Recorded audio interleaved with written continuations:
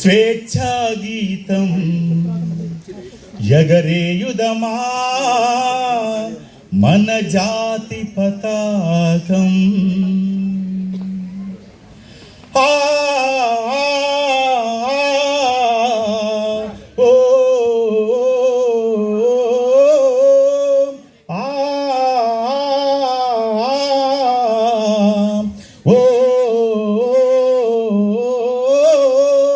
పాడుదమా స్వేచ్ఛా గీతం ఎగరేయుదమా జాతి పతాకం. దిగంతాల నినదించి విశ్వవిఖ్యాతి నొందగా జాతి గౌరవం పాడుదమా స్వేచ్ఛా గీతం ఎగరేయుదమా జాతి పతాకం.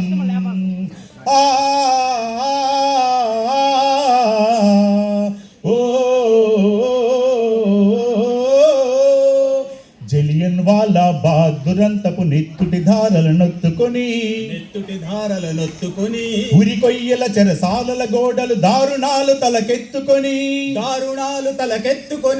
పొగిలిన కాలం పోరాడిన కాలం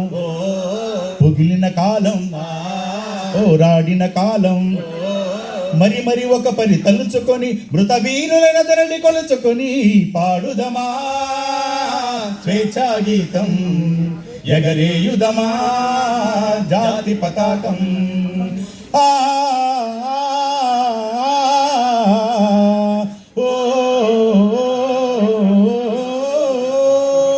వందే మాతరమణి నినదించిన వీరుల శౌర్యం నెలదికొని స్వాతంత్రం నా జన్మ హక్కని గర్జించిన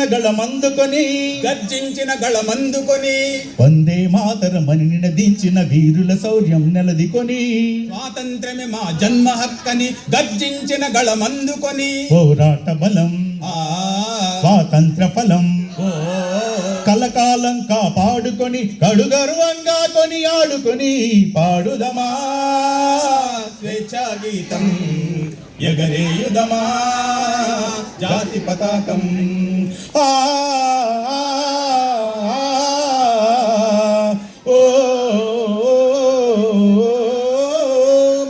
జనగణ మనముల జాగృతి నింపిన జెండా గాథలు చెప్పుకొని జయ హే జననీ అని జయ గీతంబులు పాడుకొని పావన చరితం పరిమళ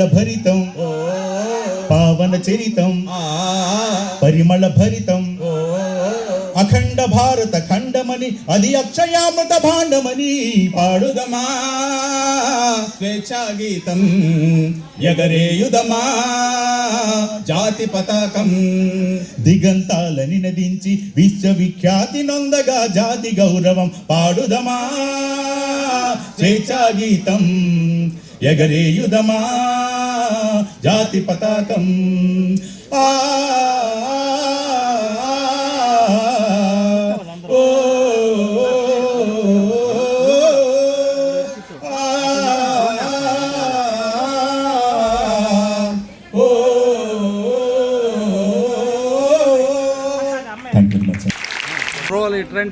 అందరికీ శుభోదయాలు. Thank you very much. మా మున్సిపల్ స్కూల్లో చదువుకుని అంత స్థాయికి వెళ్ళడం యువర్ రోల్ మోడల్. చాలా చాలా ధన్యవాదాలు. మరి ఈ సభకు అధ్యక్షత వహించవలసిందిగా మువ్వా సత్యనారాయణ గారిని వేదికపైకి సవినయంగా ఆహ్వానిస్తున్నాను. చూడండి, మనందరికీ గివ్ ఎ బిగ్ హ్యాండ్. మనందరికీ ఈ రోజున నగదు బహుమతులు దాదాపు 3 లక్షల దాకా ఇస్తున్నటువంటి త్యాగమూర్తి, అంత గొప్ప వ్యక్తి ఈరోజు వేదికపై సవినయంగా ఆహ్వానిస్తున్నాం. అలాగే అవార్డు గ్రహీత జస్టిస్ డాక్టర్ వెంకట జ్యోతిమణి ప్రతాప్ గారిని కూడా, గౌరవ న్యాయమూర్తి గారిని కూడా వేదికపై సవినయంగా ఆహ్వానిస్తున్నాం.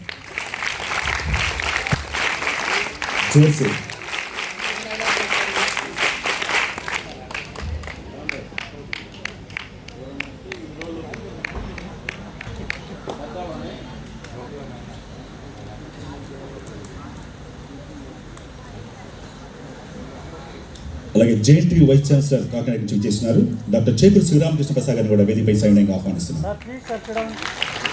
Please welcome sir. Claps.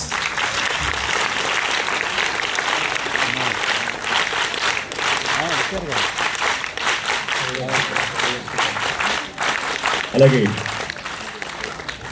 Doctor Vangala Srinivas గారు కూడా వారిని కూడా వేదికపై సవినయంగా ఆహ్వానిస్తున్నాం. Please welcome sir.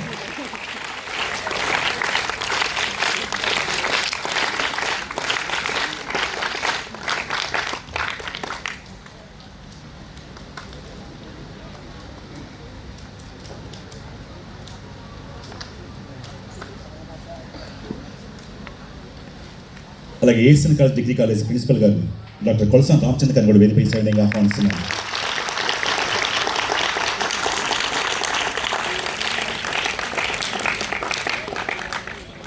అలాగే మన తెనాలి మండలం తహసీల్దార్ గారు కేవి గోపాలకృష్ణ గారు, మన ఎంఆర్ఓ గారు వేదికపై సవినయంగా ఆహ్వానిస్తున్నారు.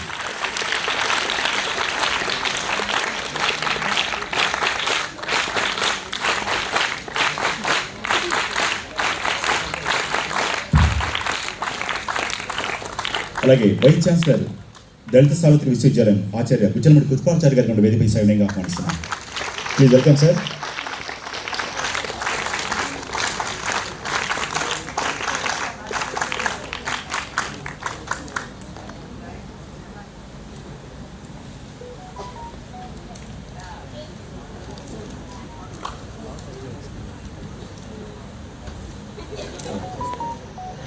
అలాగే మై డియర్ స్టూడెంట్స్, ఇప్పుడు ఎలా సైలెంట్గా ఉన్నారు, ఈ నిశ్శబ్దాన్ని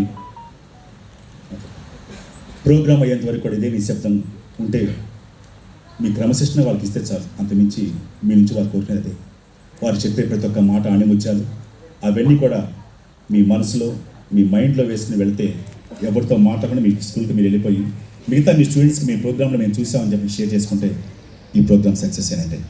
గమనించండి, నెక్స్ట్ ఇయర్ ఇంకా చాలామంది ఎదగాలని చెప్పి మనస్ఫూర్తిగా కోరుకుంటున్నాం. Thank you very much. ఈ సభను వెంపటి సత్యనారాయణ గారు దయచేసి వేదికపై సవినయంగా ఆహ్వానిస్తున్నాం. ప్రార్థనా గీతం పాడటానికి దయచేసి వేదికపైకి రండి. ప్రార్థనా గీతం మొదలు పెట్టుకున్నాం.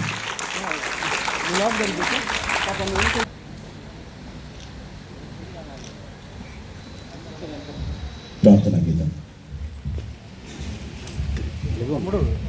లంబోదరశ్చ వికటో విఘ్నరాజో గణాధిపా ధూమకేతుర్గణాధ్యక్షః ఫాలచంద్రో గజాననః వక్రతుండశూర్పకర్ణో హేరంబస్కందపూర్వజः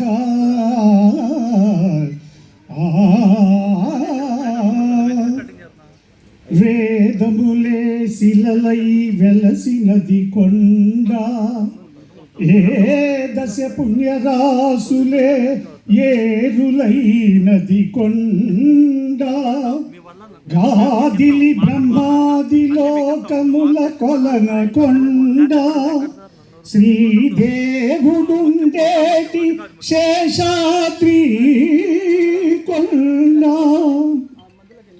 యకుండేందు తుషారహార ధవళాం యా శుభ్రవస్త్రాన్వితా యా వీణావరదండ మండితకరా యా శ్వేత పద్మాసనా యా బ్రహ్మాచ్యుత శంకర ప్రభృతి బిడ్డై వై సదా పూజితా సమాం పాతు సరస్వతి భగవతి నిశేషజాడ్యాపహ. Thank you very much sir.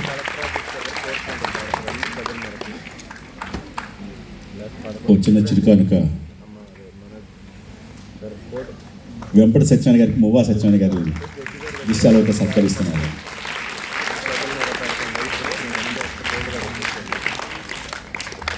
Thank you very much sir. ఈ సభను సభాధ్యక్షుడైనటువంటి సత్యనారాయణ గారు కొనసాగించవలసిందిగా ప్రార్థన. అందరికీ నమస్కారం అండి. వేదిక మీద ఉన్నటువంటి పెద్దలు, ముఖ్యంగా ఆంధ్రప్రదేశ్ హైకోర్టు జడ్జి జ్యోతిర్మయి ప్రతాప్ గారు మనం పిలవగానే ఇక్కడ విచ్చేసినందుకు వారికి మనందరి తరఫున హర్షధ్వానాల మధ్య వారికి మన సంతోషాన్ని తెలియజేద్దాం. తర్వాత Chekuru Sivaram Prasad, JNTU Kakinada vice chancellor, అమర్తులను అంటే మన జడ్జి గారిది తినాలి, వైస్ ఛాన్సలర్ గారిది కూడా తినాలి. విఎస్ఆర్ కాలేజ్ నుంచి చదివారు, వారు కూడా వచ్చారు. వారికి కూడా మనందరి తరఫున ధన్యవాదాలు. కృపాచారి గారు చెప్పక్కర్లేదు, తెనాలిలో ఎక్కడ ఏం మీటింగ్ జరిగినా సరే ముఖ్య అతిథి మనకి తెనాలి మొత్తం మీద కృపాచారి గారు, రామచంద్ర గారు. ఈ గోపాలకృష్ణ గారి సంగతి చెప్పక్కర్లేదు. గోపాలకృష్ణ గారు నేను 2-3 సార్లు ఆఫీస్కి వెళ్తే అక్కడ ఆఫీస్ దగ్గర 300 మంది అయినా సరే, ఎంతమంది పిల్లలు వచ్చినా సరే, అది దీనికి సంబంధించింది అనుకుంటాను, ఆర్థికంగా దానికి సర్టిఫికేట్ అంటారు. స్కూల్ పిల్లలకి సర్టిఫికేట్ల మీద ఒకే రోజు కూర్చొని రాత్రి 9 దాకా 300 సంతకాలు చేసుకొని పిల్లలందరూ పంపించుకొని వెళ్ళాలి. అటువంటి వాళ్ళు అందరూ మన స్టేజ్ మీద ఉన్నారు. ఇక శ్రీనివాస్ గారి చెప్పక్కర్లా, విజిటింగ్ ప్రొఫెసర్గా దాదాపు ఆంధ్రప్రదేశ్లో ఉన్నటువంటి అన్ని కాలేజీల్లో విజిటింగ్ ప్రొఫెసర్గా పనిచేస్తున్నారు. శ్రీనివాస్ గారు వాళ్ళ అబ్బాయి ఇంటర్మీడియట్ అయిపోయి ఐఐటి దాదాపుగా సీట్ కన్ఫర్మ్ అవుతుంది. అమ్మాయి కూడా శైలజ హైకోర్టులో సుప్రీంకోర్టులో న్యాయమూర్తిగా ప్రాక్టీస్ చేస్తున్నారు. ఇటువంటి వాళ్ళందరూ ఇక్కడ మనకు వచ్చినందుకు చాలా సంతోషం. ముఖ్యంగా ఈ సభని ఈ విధంగా ఎందుకు కండక్ట్ చేస్తున్నామంటే, ఈ మనీ ఇవ్వటానికో జ్ఞాపకం ఇవ్వటానికో కాదు. దీని ముఖ్య ఉద్దేశం ఏంటంటే, మొట్టమొదట 10th క్లాస్ వాళ్ళకి పెట్టినప్పుడు మనం 10 మందో 12 మందో వచ్చారు. ఈ విధంగా చేస్తుంటే ఇప్పటికి 60 మంది అయ్యారు ఈ సంవత్సరం. దీంట్లో ఏంటంటే, మిమ్మల్ని అందరినీ ప్రోత్సహించడం కోసం ఇక్కడికి వచ్చిన వాళ్ళలో ఇప్పుడు 10thలో ఉన్నాళ్ళు బాగా చదువుకోవటమే కాదు, వీళ్ళు చెప్పి మంచి మాటలు, చదువు ఒక్కటే ముఖ్యం కాదు, చదువు కంటే కూడా మిగతా చాలా ఉన్నాయి. అవన్నీ కూడా వీళ్ళందరూ కూడా మిడిల్ క్లాస్ ఫ్యామిలీస్ నుంచి వచ్చిన వాళ్ళు, పైన ఉండే వాళ్ళందరూ కూడా కాన్వెంట్లో చదివిన వాళ్ళు కాదు, గవర్నమెంట్ స్కూళ్ళల్లోనే మామూలుగా మున్సిపాలిటీ స్కూల్లోనో లేకపోతే జిల్లా పరిషత్తులోనో చదివిన వాళ్ళు. ఈ విధంగా చదివిన వాళ్ళు ఇక్కడికి వచ్చి తీసుకురావడం ఏంటంటే ముఖ్య ఉద్దేశం, పెద్ద వాళ్ళని మామూలుగా ఎక్కడో తీసుకొస్తే మీరు ఎట్టాగైతే మామూలు గవర్నమెంట్ స్కూళ్ళల్లో ఎలా ఉన్నారో అక్కడి నుంచి వచ్చారు కాబట్టి వాళ్ళకి సాధక బాధకాలన్నీ తెలుసు. ఏ విధంగా కనుక ఉండేటట్టయితే మీరు కూడా ఈ స్థితికి వస్తారో చెప్పడం కోసం అని చెప్పి వారిని ఆహ్వానించడం జరిగింది. ఇక మొట్టమొదటిగా మీకు ఏంటంటే, ఇక్కడ మీరు ఎంత జాగ్రత్తగా అయితే వాళ్ళు చెప్పేది వింటారో మీకు అంత ఉపయోగపడుతుంది. ఎందుకంటే మామూలుగా ప్రతిరోజు మీకు తెలియంది ఏం కాదు, మీ తల్లిదండ్రులు కానీ లేకపోతే మీ తల్లిదండ్రులు మీకు ఎంత కష్టపడుతున్నారో ఆలోచించండి. మా తల్లిదండ్రులు కూడా అంతే కష్టపడి ఇక్కడికి ఈ విధంగా ఇక్కడ రావడానికి, మాకు మా పెద్ద ఎకరాల పొలాలు ఏమి లేవు, చదివించారంతే. అప్పుడు కనుక ఆ స్కూళ్ళల్లో కనుక మేము చదివే రోజుల్లో ఫెయిల్ అయితే సంవత్సరానికి 6 రూపాయలన్నర కట్టాలి. అంటే వడ్ల బస్తా ఖరీదప్పుడు 10 రూపాయలు. అందుకని ఎవరూ చదివించేవాళ్ళు కాదు. మామూలుగా మా ఊళ్ళో 10,000 మంది జనాభా ఉంటే 100 మంది పిల్లలే చదివేవాళ్ళు. మా ఊళ్ళో 100 మంది పిల్లలే చదివేవాళ్ళు 10,000 మంది జనాభాకి.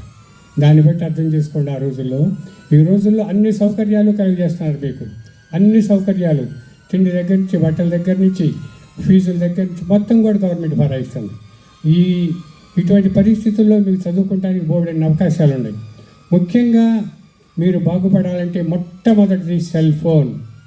మీరు సెల్ ఫోన్ను కనుక ఎంత జాగ్రత్తగా అవసరానికి ఉపయోగిస్తారో మీరందరూ కూడా అంత బాగా పైకి వస్తారు. ఆ సెల్ ఫోన్ అనేది అవసరమే కానీ కాలక్షేపానికి మాత్రం కాదు. అది కాలక్షేపానికి కనుక ఉపయోగించారంటే మీరు చాలా ఇబ్బంది పడతారు. మా మాస్టర్ గారు చెప్పేవాళ్ళు, అరే బాగా చదువుకుంటే వెనక సీట్లో హాయిగా కూర్చుంటావు, లేకపోతే ముందు సీట్లో డ్రైవర్గా కూర్చుంటావు అని. ఎప్పుడు 50 సంవత్సరాల క్రితం నాకు మా మాస్టర్ గారు చెప్పిన మాట ఇది. కాబట్టి దయచేసి మీరందరూ కూడా జాగ్రత్తగా వాళ్ళు చెప్పేది వినండి. ఆ తర్వాత మీరు దాన్ని పాటించాలి, వినటం కాదు, విని ఆచరిస్తేనే మీకు ఉపయోగంగా ఉంటుంది. తర్వాత ఈ సంవత్సరం 550 మార్కులు దాటిన వాళ్ళు 60 మంది ఉన్నారు.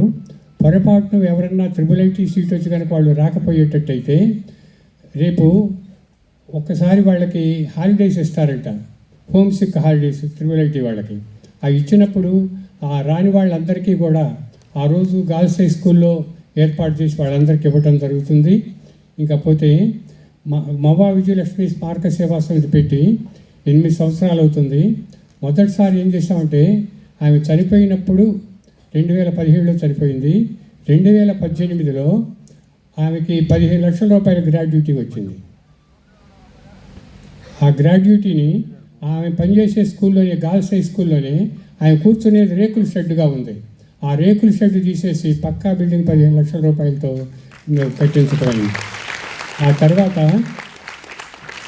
మా మిస్సెస్ చనిపోతే మహాప్రస్థ శ్మశానానికి వెళ్ళాం, బురిపాలెం రోడ్లో శ్మశానానికి. అక్కడికి వెళ్తే డెడ్ బాడీ అమ్మటి వచ్చిన వాళ్ళకి నెల కూర్చుంటానికి కానీ, ఎండకు కానీ, వానకు కానీ ఏ అవకాశం లేదు. అటువంటి పరిస్థితుల్లో 2019లో అక్కడ పక్కా బిల్డింగ్ 6 లక్షల రూపాయలతో బురిపాలెం రోడ్లో మహాప్రస్థానంలో అది కట్టించడం జరిగింది.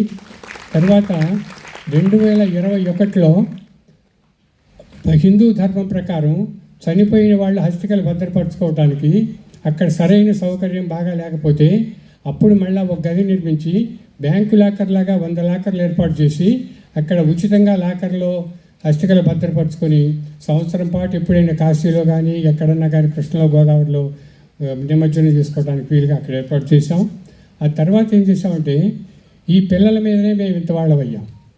ఆ ఉద్దేశంతో ఆ కార్యక్రమాలే కాకుండా స్కూల్ పిల్లలకు మనం ఏం చేస్తే బాగుంటుందని ఆలోచించుకొని మా అబ్బాయి, మేము, మా ఫ్యామిలీ అంతా ప్రతి సంవత్సరం ఎమినెంట్ పర్సన్స్ని వాళ్ళని పిలిపించి వాళ్ళకి తోటి కనుక ఈ 10th క్లాస్ పిల్లలకు కనుక మనం కొన్ని 4 మంచి మాటలు చెప్పిస్తే వాళ్ళల్లో ఇప్పుడు వచ్చారు దాదాపు సుమారు 500 మంది.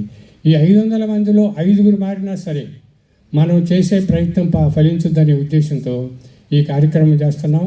మొట్టమొదటగా ఫస్ట్ 2022లో సరితా మేడం గారని IPS గారు వచ్చారు. తర్వాత 2023లో గీతాంజలి శర్మ గారు, తర్వాత IAS గారు. 3వ సంవత్సరం రాధారాణి గారు అని చెప్పి పోయిన సంవత్సరం తెలంగాణ హైకోర్టు జడ్జి గారు వచ్చారు. ఈ సంవత్సరం మనకి మన అదృష్టం బాగుండి మన girls high school student Jyothirmayi Pratap గారు వచ్చారు. హర్షధ్వానాలు. ఎందుకంటే మన గర్ల్స్ హై స్కూల్ స్టూడెంట్. ఎందుకంటే ఒకప్పుడు జడ్జి గారు కూడా అక్కడే కూర్చున్నారు ఇంతకుముందు. ఎప్పుడు 1987లో జడ్జి గారు కూడా మీలాగనే కూర్చున్నారు. ఇవాళ ఎక్కడున్నారో చూడండి. దాన్ని బట్టి మీరు అర్థం చేసుకోవాలి, గర్ల్స్ హై స్కూల్ వాళ్ళు కానీ, బాయ్స్ హై స్కూల్ కానీ. దీన్ని బట్టి మీరు ఏమర్థమైంది? బాగా చదువుకుంటారా? Very good, very good. ఇప్పుడు తర్వాత ఏం చేసామంటే ఈ కార్యక్రమం అయిపోయిన తర్వాత అందరికీ కూడా మన 550 మార్కులు వచ్చిన వాళ్ళందరికీ కూడా ఒక్కొక్కరికి 5,000 రూపాయల నగదు జ్ఞాపిక రెడీగా ఉన్నాయి, ఇప్పిస్తాం. అందరూ నిశ్శబ్దంగా ఉండి చెప్పి జాగ్రత్తగా వెళ్ళాలని మరొక్కసారి కోరుకుంటూ సెలవు. ఇప్పుడు మన గోపాలకృష్ణ గారు, తహసీల్దార్ గారు, ఎందుకంటే తెనాలిలో ఆయన వచ్చిన తర్వాత తెనాలి ఆఫీస్ ఏ విధంగా ఉందో ఒక్కసారి మనం చూస్తే అర్థమైపోద్ది. ఆయన వచ్చారు అంటే ఆఫీసు సబ్ కలెక్టర్ ఆఫీస్ కంటే కూడా బాగుంది, కలెక్టర్ ఆఫీస్ కంటే కూడా బాగా చేశారు.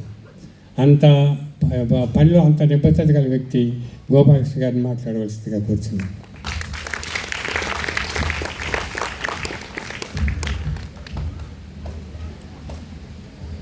ముందుగా వేదిక పైన ఉన్న మన గౌరవనీయులైన హైకోర్టు న్యాయమూర్తి గారు జ్యోతిర్మయ మేడం గారికి హృదయపూర్వక నమస్కారం. అట్లాగే పెద్దలు శివరామకృష్ణ ప్రసాద్ గారు, అట్లాగే కృపాచారి గారు, మన రామచంద్ర గారు, అందరికీ కూడా నా హృదయపూర్వక నమస్కారం. వేదిక ముందు మీకు, పిల్లలకి నా ఆశీస్సులు.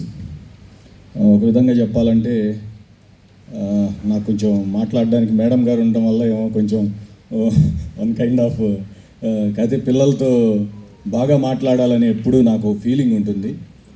పిల్లలంటే ఒక రకమైనటువంటి ఇష్టం, మరి ముఖ్యంగా మీరంటే బాగా ఇష్టం. మన గవర్నమెంట్ స్కూల్లో చదివే పిల్లలు, మరి ముఖ్యంగా మన పిల్లలు అనే ఫీలింగ్ నాకు ఎప్పుడూ ఉంది. ఫస్ట్ టైం మిమ్మల్ని నేను కలిసినప్పుడు నేను ఎక్కువగా నా గురించి చెప్పాను మీకు. నేను ఎట్లాగా చదువు విషయంలో ఎలా ఉన్నాను, చదువుకోవడంలో ఎలా వెనకబడ్డాను, తర్వాత ఎలా మళ్ళీ ముందుకు వచ్చాను అనే దాని మీద ఎక్కువ పిల్లలతో మాట్లాడాను. అంతే కదా? 10th క్లాస్ కంప్లీట్ చేసేసుకున్నారు కాబట్టి మళ్ళీ మీకోసం కొత్త సిలబస్ రాసుకొచ్చాను, మీకు ఎలా చెప్పాలి అని. నాకేమనిపిస్తుందంటే అంటే ముందుగా అసలు ఇట్లాంటి కార్యక్రమం నాకు మువ్వా సత్యనారాయణ గారు ఉత్తమ ఉపాధ్యాయులు నాకు ఎలా పరిచయం అంటే, నేను చేబ్రోల్లో తహసీల్దార్గా పనిచేసేటప్పుడు ఒక చిన్న విషయంలో నా దగ్గరికి వచ్చినప్పుడు, నేను ఎక్కడికి పోయినా ఆఫీసులు రిపేర్ చేయించడం, వాటిని బాగు చేయించడం, ఈ పనుల్లో ఉంటాను బేల్దారి మెస్లాగా. ఆ క్రమంలో సత్యనారాయణ గారు నేను కూడా ఆఫీస్కి ఏదో ఒకటి చేస్తానండి అని ఒక హెల్పింగ్ నేచర్తో ముందుకు రావడంతో నాకు వారితో అనుబంధం ఏర్పడింది. మెల్లగా వారితో ఉన్న పరిచయం కాస్త ఎలా మారిందంటే, ఒక సామాజిక స్పృహ ఉన్న వ్యక్తి, మన మనం ఈక్వల్ మైండ్ సెట్ ఉన్న వాళ్ళతో feathers of the same bird flock together అని విన్నారు కదా. నేను అలా ట్రావెల్ చేయడం బిగిన్ చేశాను మెల్లగా. అనుకోకుండా ఫార్చునేట్లీ నేను నా సొంత ప్రాంతమైన తెనాలికి ఉద్యోగం చేయడానికి రావడంతో ఇంకా వారితో జర్నీ మరి ముఖ్యంగా ఎక్కువగా స్పీడ్గా సాగుతుందని చెప్పాలి. మీరందరూ వింటే జనరల్గా ఏంటంటే, భార్య చనిపోగానే ఇప్పుడున్న పరిస్థితుల్లో ఏజ్తో సంబంధం లేకుండా వీలైన త్వరగా కొత్త ప్రపంచాన్ని వెతుక్కున్న ఈ రోజుల్లో కూడా మరి మనం ఎప్పుడో చిన్నప్పుడు చదువుకున్నాం, తాజ్మహల్ కట్టించాడు ఎవరో ఒక ఆయన అని అట్లా కదా. కానీ నాకు తెలియదులే, ఎవరో కట్టించారు అని చదువుకున్నాం కదా మనమంతా. షాజహాన్ తాజ్మహల్ కట్టించాడు అని అనుకోం. కానీ వారి భార్య గారి స్మారకం గుర్తుగా ఉండడం కోసం, వారు ఎప్పుడూ జ్ఞాపకంగా చిరస్థాయిగా ప్రజల్లో మీలాంటి విద్యార్థుల్లో ఉండిపోవడం కోసం మరి ఇలాంటి కార్యక్రమాలు చేయడం, గొప్ప గొప్ప వ్యక్తులందరినీ తీసుకొచ్చి మరి వారికి అవార్డు ప్రదానం చేయడం, వారి చేతుల మీదుగా మరి మిమ్మల్ని ఉన్నతంగా చూడాలనే ఉద్దేశంతో ఒక బహుమతిలాగా మిమ్మల్ని ఎంకరేజ్ చేయడం కోసం ఆర్థికపరమైన సహాయం చేయడం అనేది ఒక గొప్ప విషయం. వారిని ఈ సందర్భంగా హృదయపూర్వకంగా వారికి నమస్కారాలు తెలియజేస్తున్నాను. జనరల్గా మీ ఏజ్ గ్రూప్ పిల్లల గురించి అంటే, నా పిల్లలు మీ ఏజ్ గ్రూప్లోనే ఉన్నారు. నేను రోజు మా అమ్మాయితో ఎలా మాట్లాడతానో ఈరోజు మాత్రం ఈ క్షణం అలాగే మీతో చెప్పాలని అనిపిస్తున్నాను. జనరల్గా ఆడపిల్లలు, ఈ ఏజ్ గ్రూప్ పిల్లలు ఎలా ఉంటారంటే, ఎవరైనా అబ్బా నువ్వు భలే అందంగా ఉన్నావు, అబ్బా నీ కళ్ళు భలే ఉన్నాయి, అబ్బా నీ జడ భలే పొడుగ్గా ఉందబ్బా అనగానే మన తండ్రి ప్రేమని, మన తల్లి ప్రేమని, మన గురువుల ప్రేమని ఇవన్నీ మర్చిపోతాం. టీనేజ్ భలే డేంజరస్ టీనేజ్. నేను కూడా ఆ ఏజ్ గ్రూప్లోంచే కదా ఇక్కడికి వచ్చేసాను. కాబట్టి అట్లాంటి వాటికి మీరు ఎప్పుడు ఆ యాట్రిబ్యూషన్ ఎప్పుడూ ఉండకూడదు. ఏది ఉండాలో తెలుసా? నువ్వు భలే కష్టపడతావు, నువ్వు బాగా చదువుతావు, నీ చదువుని ఎంకరేజ్ చేసేవాళ్ళు, నువ్వు ఉన్నత స్థానంలో ఉండాలి అని కోరుకునేవాళ్ళు, వాళ్ళ మాటలు మన చెవిలోకి రావాలి, అవే మన బ్రెయిన్లో ఉండిపోవాలి, అదే మన లక్ష్యం అయి ఉండాలి. చదువు తప్ప అసలు వేరే ప్రపంచమే లేదు, ఉండకూడదు కూడా ఈ ఏజ్ గ్రూప్లో. అట్లా ఎవరైనా చెప్పినా నువ్వు అలా ఉన్నావు, నువ్వు ఇలా ఉన్నావు అంటే, ఎక్కువగా చూస్తున్నాను నేను సొసైటీని. నా దగ్గరికి చాలా కౌన్సిలింగ్ రిలేటెడ్ మ్యాటర్స్, పిల్లలు ఇంట్లో నుంచి వెళ్ళిపోయారని వాళ్ళని తీసుకొస్తే వాళ్ళతో మాట్లాడుతుంటే నాకేమనిపిస్తుందంటే, ఎక్కడుంది వ్యవస్థలో లోపం అని ఎప్పటికప్పుడు నన్ను నేను తర్కించుకుంటూ ఉంటాను అన్నమాట. కాబట్టి మీ అందరికీ తెలియాల్సిన విషయం ఏంటి? అమ్మవార్ల గురించి విన్నారా? దేవతల గురించి వినే ఉంటారు ఖచ్చితంగా. దుర్గా అమ్మవారు దేనికి ప్రతీక? శక్తికి ప్రతీక. ఓకే, మరి లక్ష్మీదేవి అమ్మవారు? అయ్యో మీ అందరికీ ధనం గుర్తొచ్చిందా? శుభం. లక్ష్మీదేవి అమ్మవారు శుభానికి ప్రతీక, ధనానికి కూడా ప్రతీక, అది వేరే విషయం. మరి చదువుకి? అబ్బా ఇది మాత్రం గట్టిగా చెప్పారు. మరి అందానికి ఎవరు? అందానికి ఎవరు దేవత? అయ్యో శక్తి స్వరూపిణి. అందం అనే దానికి ఆ కొలమానానికి దేవతలను ఎవరినూ వర్ణించలేదమ్మా. అందం అమ్మలో చూడాలి. మన అమ్మ అందంగా ఉంటుంది, ఇంతే, ఇదే ఫ్యాక్ట్. కాబట్టి ఏంటంటే, ఎవరికి ఎవరు అధిదేవతలు, ఎవరు ఏ వర్గానికి ఎలా ఉన్నా కానీ మనకి చదువు లేకపోతే ఎవరు ఎలా పొగిడినా తాత్కాలికమే, వాటి మాయలో పడద్దు ఎట్టి పరిస్థితుల్లో. ఈ ఏజ్ గ్రూప్లో మరి ముఖ్యంగా నేను నా కెరియర్లో నేను చూసింది ఏంటంటే, చిన్న పిల్లలు 8th క్లాస్ 9th క్లాస్ చదివే పిల్లలు బాల్య వివాహాల్లోకి వెళ్ళిపోయిన సందర్భాలు కూడా చూసినాయి. అవి మళ్ళీ అక్కడ పనిచేస్తున్న ఫ్యాకల్టీకి కూడా తెలుసు, ఆ టీచర్లకు కూడా తెలుసు. ఇప్పుడు మేము సోషల్ మీడియాలో చూసి పలానా చిన్న పాప 18 years లోపు ఉన్న పాప పెళ్లి చేసుకుందట అని తెలిసి మళ్ళీ దాని మీద ఎంక్వైరీ చేయడానికి స్కూల్కి వెళ్తే ఆ స్కూల్లో మాస్టర్ గారికి తెలిసి అది జరిగిందంటే నాకు ఎంత అనిపించిందంటే అసలు ఆ హృదయం ఉన్న మనిషి కాదు అక్కడ జాబ్ చేసింది, పిల్లల్ని తన పిల్లల్లాగా చూడలేదు కాబట్టి అది జరిగిందని చాలా ఫీల్ అయ్యా.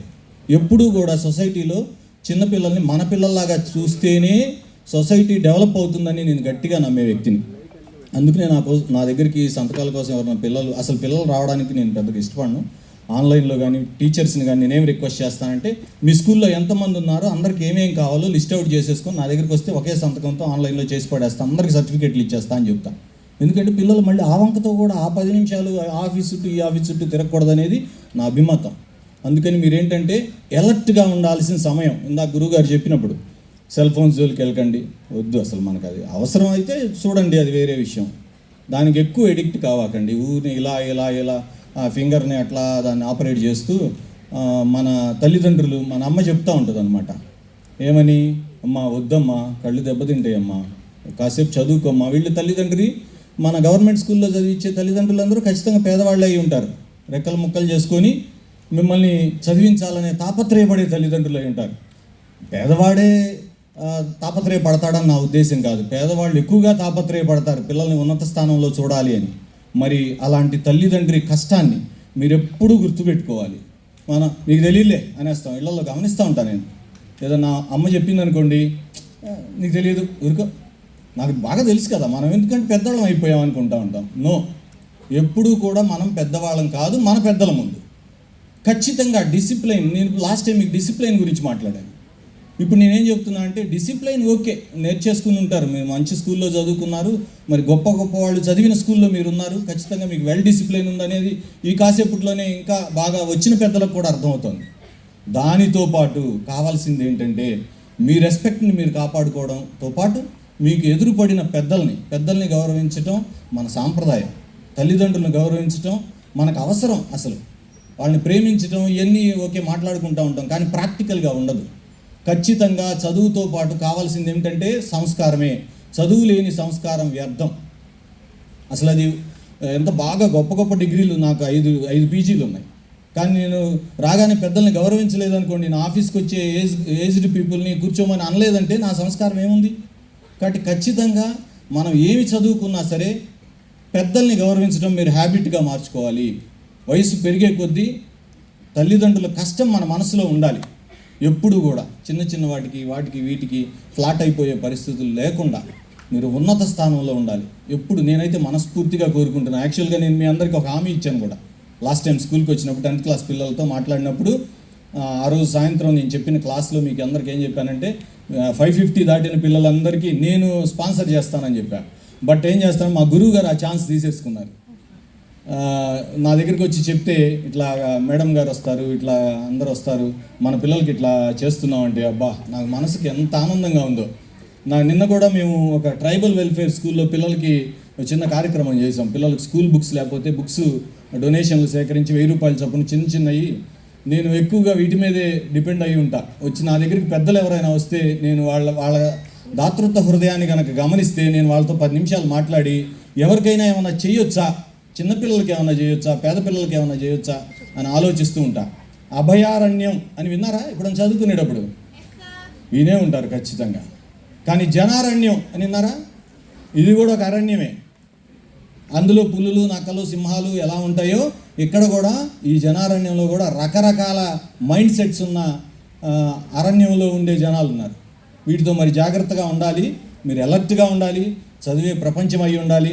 ఇలాంటి పెద్దల్ని చూసి మరి మీరు పెద్ద అయిన తర్వాత కూడా ఇప్పుడు పెద్దవారు మన సత్యనారాయణ గారు ఎలాగా పిల్లలకి ఎలా సహాయం చేస్తున్నారు వారి భార్య గారిని తలుచుకుంటూ, మరి అలాంటి ఖచ్చితంగా మనం ఎక్కడి నుంచి వచ్చామో గుర్తుపెట్టుకొని చాలామందికి హెల్ప్ చేసే స్టేజ్లోకి మీరు వెళ్ళాలి. ఈ తెనాలి పేరు మారుమోగాలి భవిష్యత్తులో. ఢిల్లీలోనో ఎక్కడో ఫారిన్ కంట్రీస్లోనో ఐఎఫ్ఎస్ ఆఫీసర్గాను ఇంకెక్కడో సమ్వేర్ మాది తెనాలి. మనమంతా లోకల్గా ఉంటేనేమో మన కులం ఆడేరా అని మాట్లాడుకుంటాం, ఊరు దాటితేనేమో మన తెనాలని మాట్లాడుకుంటాం, గుంటూరు దాటితేనేమో మనం ఏపీ వాళ్ళం అని మాట్లాడుకుంటాం. అసలు ఇదంతా కాదు, ఫారిన్ కంట్రీ పోతే మనం ఇండియన్స్ అని మాట్లాడుకుంటాం. అంటే ఇవన్నీ డైనమిక్స్గా ఉన్న ఈ ప్రపంచంలో మీరు మన తెనాలి పేరుని, ఈ స్కూల్ పేరుని సూపర్గా నిలబెట్టాలని మనస్ఫూర్తిగా కోరుకుంటున్నాను. ఈ సందర్భంగా మరి జ్యోతిర్మయి మేడం గారు వచ్చినందుకు ఒక ఇంత ఆనందంగా, ఎక్కువ ఆనందంగా ఉంది. ఎందుకంటే మేడం గారి ఈ లైఫ్ దాన్ని వెనక ప్రచురిస్తే నేను దీన్ని 4-5 సార్లు చదివాను. మొన్న ఈ మధ్య ఆంధ్రజ్యోతి పేపర్లో కూడా వేశారు. మరి మేడం గారు ఒక ఇన్స్పిరేషన్ కేటగిరీలో ఉన్న మేడం గారు మరి మన ముందున్నందుకు వారిని మనం ఇన్స్పిరేషన్గా తీసుకొని ఇంకా ఎన్నో స్టేజెస్ మీరు దాటాలని, మరి దాటే క్రమంలో ఎప్పుడు ఏ అవసరం వచ్చినా హోదాతో పని లేకుండా ఒక తండ్రిగా, ఒక బ్రదర్గా మీకు ఎప్పుడు ఏ అవసరం వచ్చినా నేను ముందుంటాను. అది చిన్నదా పెద్దదా అని కాదు, అన్ని డబ్బులతో ఉండవు. డబ్బులు రూపంలో చేసినా చేయలేకపోయినా 10 మందితో మాట్లాడాల్సి వచ్చినా, ఎంత పెద్దవాళ్ళ దగ్గరికి వెళ్ళి మాట్లాడాల్సి వచ్చినా ఫోర్ ఫ్రంట్లో నేనుండి ఖచ్చితంగా తెనాలి మన పిల్లల్ని ఉన్నత స్థానంలో తీసుకెళ్ళడానికి నేను కూడా కృషి చేస్తానని తెలియజేస్తున్నా. తల్లిదండ్రులు కూడా ఉన్నారు కదండి, ఇక్కడ ఇన్వైట్ చేశారు కదా, తల్లిదండ్రులకు కూడా ఒక చిన్న మాట చెప్పేసి క్లోజ్ చేస్తాను. మన పిల్లలు ఏం చేస్తున్నారు అనేది ఎప్పుడు గమనించుకుంటూ ఉండాలి. మనం పని ఒత్తిడిలో పడిపోయే కూలి పని కావచ్చు, లేదా పెద్ద ఆఫీసర్ అవ్వచ్చు, ఎంతసేపటికి మనకు ప్రపంచం ఏర్పాటు చేసుకుంటాం, ఆ ప్రపంచంలో తిరుగాడుతూ ఉంటాం. మన పిల్లలు చదువుకుంటున్నారు అనుకుంటాం, అబ్బాయి వండర్ వాట్స్ వారు ఏదో అలా ఒక చిన్న పదం చెప్పగానే అబ్బా మనవాడు ఇంగ్లీష్ భలే మాట్లాడేస్తున్నాడు అనుకుంటాం. అంటే ఫాల్స్ ఒక ప్రెస్టేజ్లోకి వెళ్ళిపోయి పిల్లలు ఏం చేస్తున్నారు అనేది కనుక్కోకుండా వాళ్ళు తీరా ఏదన్నా ఒక రాంగ్ స్టెప్లోకి వేసిన తర్వాత అర్రే నా పెంపకంలో అసలు ఏమీ లోపం లేదే అని దీర్ఘం తీసుకుంటూ ఎందుకు ఇలా జరిగింది అనుకుంటూ ఉంటాం. నో, మనం వాళ్ళని పట్టించుకోకపోతే వాళ్ళ పిల్లల లాంగ్వేజ్ సపరేట్ అండి. అసలు వాళ్ళ మీడియం వేరు, వాళ్ళ లాంగ్వేజ్ వేరు. మన తెలుగు మీడియం, ఇంగ్లీష్ మీడియం స్కూళ్ళల్లోనే, కానీ పిల్లల లాంగ్వేజ్ సపరేట్గా ఉంటుంది. ఆ లాంగ్వేజ్కి మీ చెవి ఇవ్వాలి, మీ హృదయంతో వినాలి. వాళ్ళకి చిన్న కష్టమా పెద్ద కష్టమా చెప్పలేని కష్టాలు ఉంటాయి.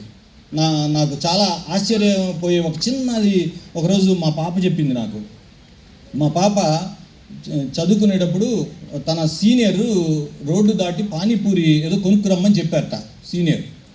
ఆ కొనుక్కు రావడానికి వెళ్ళింది, డబ్బులు ఇచ్చారు, కొనుక్కు రావడానికి రోడ్డు దాటి వెళ్ళింది. పానీపూరి తీసుకొచ్చేటప్పుడు ఎవరో చూశారు, మా ఇంటి పక్కన వాళ్ళు. సాయంత్రంకి వాళ్ళ అమ్మమ్మకి వచ్చి చెప్పారనమాట, మీ అమ్మాయి డబ్బులు ఇంట్లో నుంచి తీసుకెళ్ళి పానీపూరి కొనుక్కుంటుంది అని. వెంటనే మరి పెద్దలో మనం ఏం చేస్తాం, ఇంట్లో నుంచి డబ్బులు తీసుకెళ్ళావా, అసలు నువ్వు కొనుక్కున్నావా అని వాళ్ళు చెప్పేది వినం. మనం బాగా పిల్లల మీద కంట్రోల్ చేయాలి కదా, మరి అలా వెళ్ళిపోతాం అనమాట. మా మిస్సెస్ అలా అడగలేదు.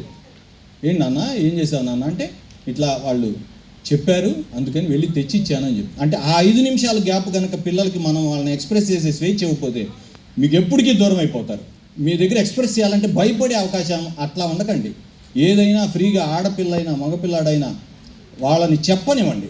నిజంగా వాళ్ళు చెబితేనే మీరు నిజమైన తల్లిదండ్రుల కింద లెక్క. వాళ్ళు చెప్పేది మీరు వినాలి, వాళ్ళకి చెవివ్వాలి. కష్టం వస్తే మీరు అండగా నిలబడాలి. కష్టం వచ్చిందిలే నీ తిప్పలు నువ్వు పడు, ఎవరో ఏదో తల్లిదండ్రులు అంటారని కాదు, సొసైటీలో పరిస్థితులు ఇలా ఉన్నాయి. కాబట్టి తల్లిదండ్రులు కూడా మంచి పిల్లలకి మంచి భవిష్యత్తును అందించాలి. కలలుగానే మనం ట్రాక్ ప్రాపర్గా ఏర్పాటు చేసుకోండి. ఎప్పుడు ఏదున్నా కానీ ఇలాంటి పెద్దవాళ్ళని సంప్రదిస్తే ఇంకా మంచి జరుగుతుంది. మన తెనాలికి మంచి జరగాలి. పిల్లలందరికీ భగవంతుని ఆశీస్సులు ఎప్పుడు ఉండాలని కోరుకుంటూ అందరికీ హృదయపూర్వక నమస్కారం. ఈ అవకాశం నాకు కల్పించినందుకు మేడం గారు